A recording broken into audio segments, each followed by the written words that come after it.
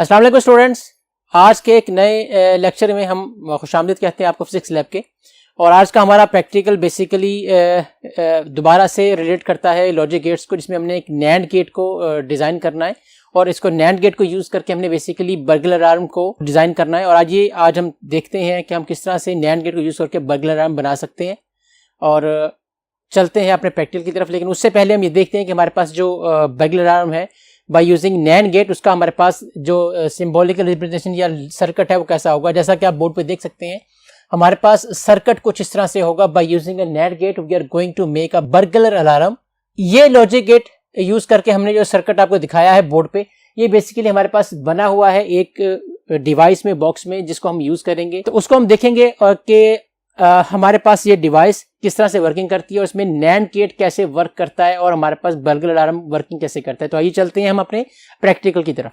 जी students, तो ये operators है हमारे पास बर्गलर अलार्म का, जिसके बारे में अभी हम डिस्कशन कर चुके हैं कि इसके लिए हम नैंड गेट यूज करते हैं और नैंड गेट कैसे वर्किंग करता है इसके बारे में भी हम बात कर चुके हैं।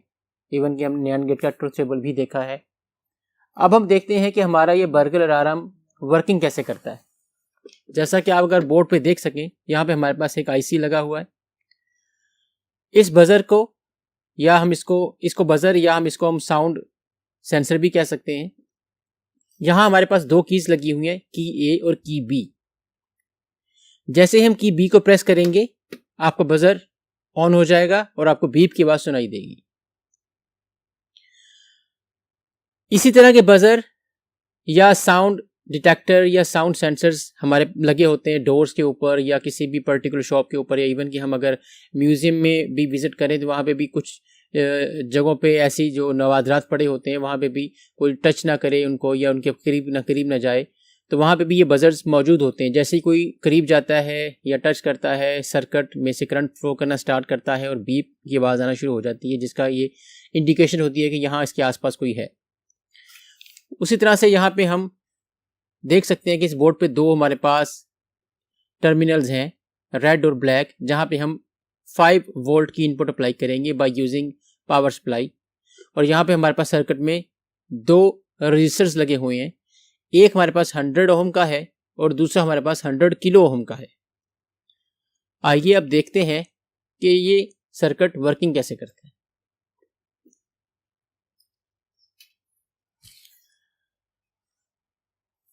बर्गलर अलार्म के ब्लैक टर्मिनल पे आपने जो वायर अटैच करनी है, वही वायर आपने पावर सप्लाई के ब्लैक टर्मिनल पे अप्लाई कर।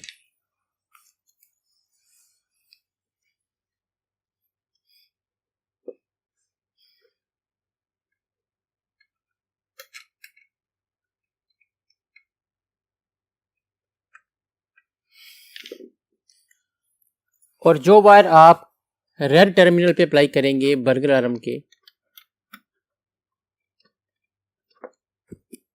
वही वायर आप अप्लाई करेंगे रेड टर्मिनल पे पावर सप्लाई के।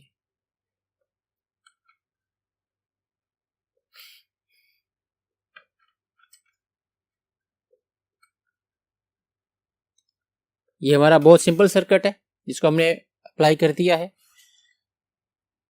अब हम पावर सप्लाई को ऑन करते हैं और दोबारा से इसको हम मूव करेंगे 5 वोल्ट तक हमने अप्लाई करनी है।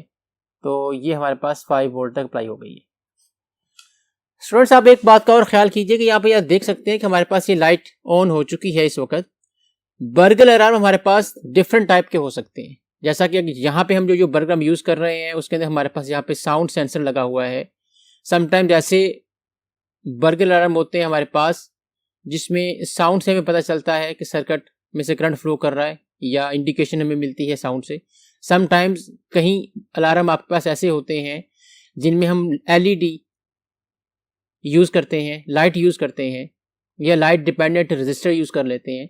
जब लाइट ब्लिंक करती है आपको पता चल जाता है कि इंडिकेशन हो जाती है कि यहाँ पे इस वक्त फलां सर्किट में करंट पास कर रहा है।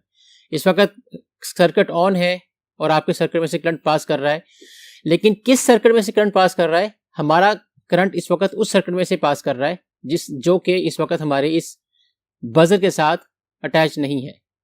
लेकिन जैसे ही हम इस की 2 को प्रेस करेंगे, करंट हमारा इस सर्किट में से पास होना शुरू हो जाएगा और आपका बजर जो है वो ट्यून हो जाएगा, जिससे आपको साउंड सुनाई देगी।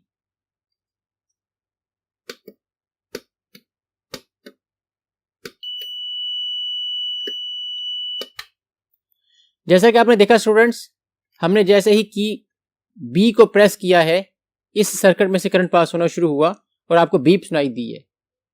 हम दोबारा देखते हैं।